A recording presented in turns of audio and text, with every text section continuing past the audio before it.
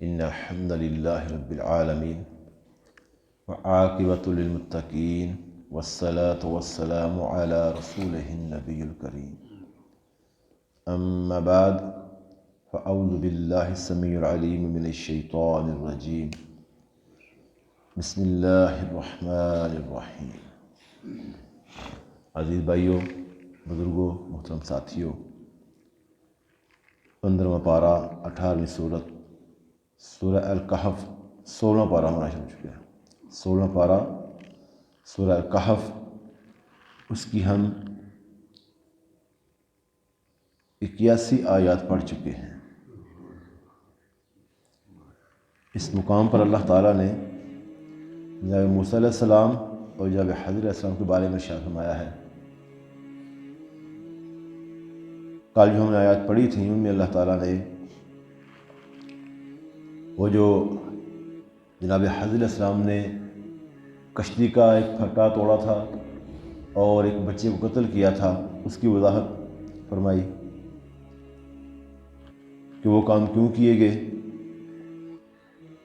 آج آیت 82 ہے، اللہ ہمارے ہیں وَأَمَّا الْجِدَارُ فَكَانَ لِغُلَامَيْنِ يَتِيمَيْنِ فِي الْمَدِينَةِ۔ وہ جو دیوار والا معاملہ تھا، جو دیوار سیدھی کی تھی جناب خضر علیہ السلام نے اور جناب موسیٰ وہاں پر سوال کیا آپ نے کہ یہ اگر ہم چاہتے تو اس کی ہم مزدوری بھی لے سکتے تھے اس کو ٹھیک کرنے کی۔ یہاں اس کا جواب ہے، آپ نے فرمایا کہ یہ جو دیوار تھی وہ اس شہر کے رہنے والے 2 یتیم بچوں کی تھی۔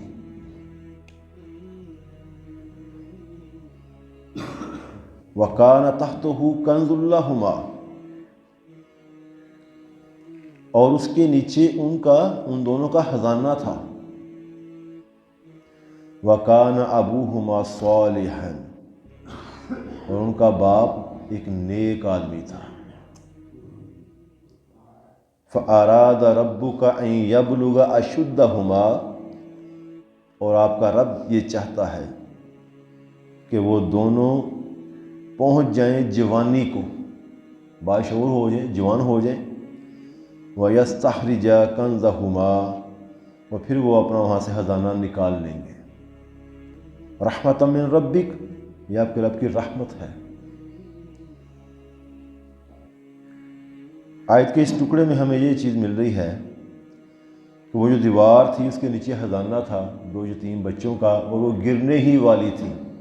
بچے بھی چھوٹے ہیں، شعوری کے عالم میں ہیں، دیوار گر جاتی تو ان کا خزانہ، وہاں کے جو لوگ جنہوں نے مہمانوں کی مہمان نوازی نہیں کی، اس کا جو بے دین لوگ ہیں، وہ کیا حال کرتے ان کا۔ وہاں کے لوگوں نے ان کا خزانہ لوٹ لینا تھا، اور چونکہ ان کا والد نیک آدمی تھا، صالح تھا، اللہ سے ڈرنے والا تھا، متقی و پرہیزگار تھا، اور جو اللہ کے نیک بندے ہوتے ہیں اللہ تعالیٰ ان کے مال کو ضائع نہیں کرتا۔ دنیا سے چلا گیا ہوا ہے، وہ فوت ہو چکا ہے، اس کے فوت ہونے کے بعد بھی اس کے مال کی حفاظت کی جا رہی ہے۔ اللہ نے اپنے نبیوں کے ذریعے اس دیوار کو سیدھا کروا دیا کہ اس کے جو بچے ہیں وہ ابھی چھوٹے ہیں، جب باشعور ہو جائیں گے، جوان ہو جائیں گے، تب تک یہ دیوار سیدھی رہے گی، گرے گی نہیں، پھر وہ نکال لیں گے۔ اور فرما دیا کہ یہ اللہ کی رحمت ہے۔ آگے فرمایا وَمَا فَعَلْتُهُ عَنْ أَمْرِي، اصل بات جس کی ابھی تک ہمیں سمجھ نہیں آ رہی تھی وہ یہ ہے، وَمَا فَعَلْتُهُ عَنْ أَمْرِي، موسیٰ علیہ السلام کو یہ بات سمجھائی گئی کہ یہ میں نے جو کچھ بھی کیا ہے یہ میں نے اپنی مرضی سے نہیں کیا۔ وَمَا فَعَلْتُهُ، میں نے کچھ بھی نہیں کیا، عَنْ أَمْرِي، اپنی مرضی سے۔ یہ جناب حضرت کہہ رہے ہیں موسیٰ علیہ السلام کو، جو بھی کیا ہے اپنی مرضی سے نہیں کیا، یہ اللہ کی طرف سے مجھے حکم ہوا ہے تو اس لیے میں نے کیا ہے۔ اب یہاں پر بڑی ایک لمبی بحث ہے، مختصر کرنے کی کوشش کروں گا میں۔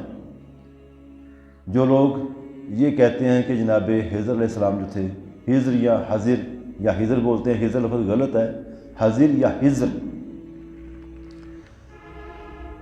وہ کوئی کتب تھے یا ابدال تھے، اللہ کے ولی تھے، یہ چیز ثابت کرنے کی کوشش کرتے ہیں کہ انہیں الہام ہوتا تھا اللہ کی طرف سے اور وہ کام کرتے تھے، جبکہ ان کے ساتھ جو تھے جناب موسیٰ علیہ السلام وہ اولو العزم پیغمبر تھے، وہ اللہ نے ان کے ہر شریعت بھیجی دنیا میں۔ 1,24,000 پیغمبر ہیں، پھر ان میں رسول ہیں، پھر ان میں اولو العزم رسول ہیں جن کو اللہ نے شریعتیں عطا کی ہیں، اور موسیٰ علیہ السلام اولو العزم میں سے ہیں جو شریعت لے کے آئے ہیں دنیا میں، ساتھ وہ رسول ہیں اللہ کے، اور ان کے بارے میں وہ کہتے ہیں وہ سیکھنے آئے تھے سے۔ یہ باتیں اللہ نے قرآن میں بیان کی ہیں، لیکن اس چیز کو یہ رنگ دینا کہ ایک نبی ایک بندے سے، عام بندے سے سیکھنے کے لیے آیا ہے، یہ ایک نبی کی عزت افزائی نہیں ہو رہی، ان کی انسلٹ ہو رہی ہے۔ اللہ تعالیٰ ہمیں ان باتوں کو سمجھنے کی توفیق عطا فرمائے۔ اور ثابت کیا کرتے ہیں جی، کتب و ابدال جو ہیں وہ بھی ان کو الہام ہوتا ہے، اور جو اگر ایسا کام کریں جو شریعت میں جائز نہ ہو تو ان کے لیے جائز ہوتا ہے، جیسے کہ جناب حضر نے وہ کام کیے، وہ بچے کو قتل کر دیا، کشتی کو زخمی کر دیا۔ جو نبی ہیں ساتھ شریعت کے جو ان کے ہاتھ آئی ہے وہ اس پہ چپ نہیں رہ سکے، خاموش نہیں رہ سکے، حالانکہ ان کو پتہ ہے کہ یہ بھی جو کر رہے ہیں اللہ کے حکم سے کر رہے ہیں۔ اللہ نے پہلے بتا دیا ہے کہ میرا ایک بندہ اس دنیا میں ہے جو آپ سے زیادہ علم رکھنے والا ہے، اللہ نے پہلے ہی موسیٰ کو بتا دیا ہے، اور اسی وجہ سے ان کے پاس سیکھنے کے لیے آئے ہیں۔ اور آج اگر کوئی اٹھ کے، جیسے جو تقریباً 2 سال پرانی بات ہے، وہاڑی کے علاقے میں ایک پیر صاحب نے 17-18 بندے مار دیے تھے، سب کو علم ہوگا اس چیز کا، 17-18 بندے قتل کر دیے تھے، اور جب پولیس نے پکڑا اس کو تو اس کے جو مریدین تھے وہ ان کا یہ واویلا تھا کہ اگر پولیس نہ پکڑتی تو یہ ان کو زندہ کر دیتا۔ استغفر اللہ، انا للہ و انا الیہ راجعون۔ اگر پولیس نہ پکڑتی تو یہ پیر صاحب ان کو زندہ کر دیتے۔ ان کو مارا ہی پیر صاحب نے اس لیے ہے کہ میں ان کو زندہ کر کے دکھاؤں گا۔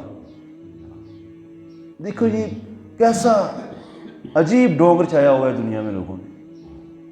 کبھی ایسا ہو سکتا ہے کہ ایک بندہ کسی کو قتل کر دے پھر اس کو زندہ بھی کر لے؟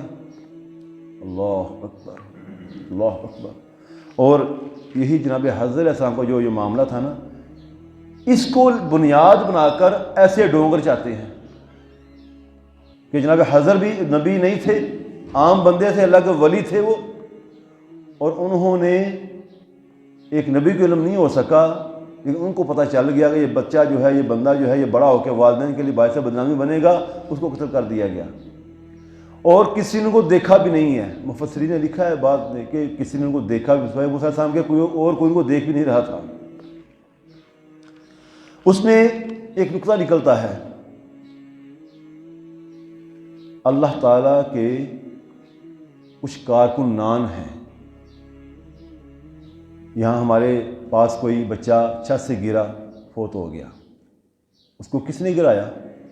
تقدیر نے۔ لیکن کوئی ہے جو اس کو گرانے والی طاقت ہے، کوئی ایکسیڈنٹ ہوا ہے، شدید تھا بڑا، دیکھنے میں لگتا نہیں بندہ بچ جائے گا، لیکن جو بندہ جس کا ایکسیڈنٹ ہوا ہے وہ بندہ بال بچ گیا، اس کو کس نے بچایا؟ تقدیر نے۔ لیکن اللہ کے کچھ کارکنان ہیں جو انہوں نے مقرر کیے ہوئے ہیں اپنے، جو ایسے کام کر رہے ہیں۔ کہتے ہیں اللہ خود نہیں آتا، اللہ کی قدرت ہے، اللہ اپنے فرشتے بھیجتا ہے جن کی ڈیوٹی لگائی اللہ تعالیٰ دنیا میں اپنے بندوں پر۔ کچھ مفسرین کا خیال ہے کہ وہ جو اللہ کے کارکنان قضاء و قدرت ہیں، جناب حضرت ان میں سے تھے، اور وہ اللہ کے فرشتے ہیں، اللہ کے وہ فرشتے ہیں۔ جبکہ جب یہ واقعہ شروع ہوا وہاں پہ اللہ نے فرمایا کہ اے موسیٰ، اس زمین پر میرا ایک بندہ بھی ہے، لفظ عبد استعمال ہوا وہاں پر، اس زمین میں میرا ایک بندہ بھی ہے جو آپ سے بڑا عالم ہے، آپ سے زیادہ علم رکھنے والا ہے۔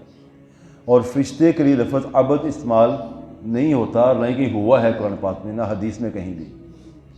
اسی یہ نقطہ نکالنا کہ وہ اللہ کے وہ جو کارکنان قضاء و قدرت ہیں ان میں سے تھے وہ، یہ بھی قرآن کی نص سے ثابت ہو رہا ہے کہ وہ ایسی ہستی بھی نہیں تھے، وہ اللہ کے بندے تھے وہ۔ اور یہ جو ہم نے آج پڑھی ہے وما فعلتہ عن امری، میں نے کچھ بھی نہیں کیا اپنی مرضی سے، یہ بھی ان کے نبی ہونے کی دلیل ہے کہ ان کو اللہ کی طرف سے حکم آتا تھا، اللہ کی طرف سے ان کو حکم آتا تھا، جو وہ کام کرتے تھے وہ اللہ سے ان کا ڈائریکٹ رابطہ تھا، اور سوائے نبی کے کسی ہستی کا اللہ کے ساتھ ڈائریکٹ رابطہ نہیں ہو سکتا۔ آج کوئی کتنا مرضی بڑا ولی ہو، وہ کسی کو قتل کر دے، جو قرآن کا حکم ہے النفس بالنفس، جان کے بدلے جان دی جائے گی، جو قتل کرے گا اس کو قتل کیا جائے گا۔ وہ جتنے مجھے دلائل دے، ہاں جی مجھے الہام ہوا تھا، میں اللہ کا ولی ہوں، کیا ہم اس کی بات کا یقین کریں گے؟ جو باشعور بندہ ہے وہ کبھی بھی اس کی بات کا یقین نہیں کرے گا۔ اور جو اس طرح کے مریض ہوں گے جو 17-18 بندے مروا دیے اپنے، اور پھر کہہ رہے ہیں کہ یہ ان کو زندہ کر لے گا، یہ انہوں نے جان بوجھ کے مارے ہیں، زندہ کرنے کے لیے مارے ہیں۔ اگر ایسا کوئی ایمان کا کمزور اور وہ کیا کہتے ہیں ڈونگی لوگ ہوں گے وہ تو مان ہی لیں گے، لیکن جو اس قرآن کو سمجھنے والے ہوں گے، باشعور ہوں گے، ذی عقل ہوں گے، وہ کبھی بھی ایسے ڈونگ میں نہیں آئیں گے۔ اس لیے میرے بھائیوں، ہر روز یہ دعوت ہے اللہ کے بندوں قرآن کو پڑھا کرو۔ یہ قرآن پڑھنے سے اللہ فہم عطا کرتا ہے، بندے کو عقل آتی ہے قرآن کو پڑھنے سے۔ بڑی دفعہ یہ بات کر چکا ہوں کہ کوئی ہمارے گھر کا مسئلہ ہونا، وراثت کی تقسیم کا آ جائے مسئلہ، کوئی بہن بھائیوں کا آپس میں جھگڑا ہو جائے، تو ہم کیا کرتے ہیں، فلاں عالم صاحب ہیں، فلاں مفتی صاحب ہیں، فلاں شیخ ہیں، ان سے جا کے پوچھ لیتے ہیں، فلاں مولوی صاحب سے پوچھتے ہیں کہ مسئلہ اس کا کیا حل ہے، ہمارا رولا مکا دیں آ کے، وہ ہمارا جھگڑا ختم کر دیں آ کے، وہ ان سے جا کے پوچھتے ہیں۔ کیوں؟ ان کے پاس کیا علم ہے؟ انہوں نے اس قرآن کو پڑھا ہوا ہے، احادیث کا مطالعہ کرتے ہیں، وہ ان کو علم ہے کہ یہ جو جائیداد کا جھگڑا پڑ گیا بہن بھائیوں کا آپس میں، اس کا حل کہاں سے نکلنا ہے۔ بہرحال بات طویل پکڑتے جا رہی ہے۔ وما فعلتہ عن امری، وہ کہتے ہیں کہ جو کچھ میں نے کیا ہے یہ اپنی مرضی سے نہیں کیا، یہ اللہ کی مرضی سے ہے۔ ذالک تعویل ما لم تستطع علیہ صبرا، یہ ہے ان ساری باتوں کا جواب جس پر آپ صبر نہیں کر سکے۔ اللہ تعالیٰ ہمیں اس قرآن کو پڑھنے کی، سمجھنے کی توفیق عطا فرمائے، اور جو عقیدے اس قرآن نے ہمیں دیے ہیں ان عقائد پر ہمیں اللہ مستحکم فرمائے۔ جو خود ساختہ عقائد گھڑے ہوئے ہیں، خود ساختہ باتیں بنائی ہوئی ہیں، اللہ تعالیٰ ہمیں ان کو سمجھنے کی اور ان سے بچنے کی توفیق عطا فرمائے۔ وَأَقُولُ قَوْلِي هَذَا أَسْتَغْفِرُ اللَّهَ لِي سُبْحَانَكَ اللَّهُمَّ وَبِحَمْدِكَ نَشْهَدُ أَن لَّا إِلَٰهَ إِلَّا أَنتَ نَسْتَغْفِرُكَ وَنَتُوبُ إِلَيْكَ۔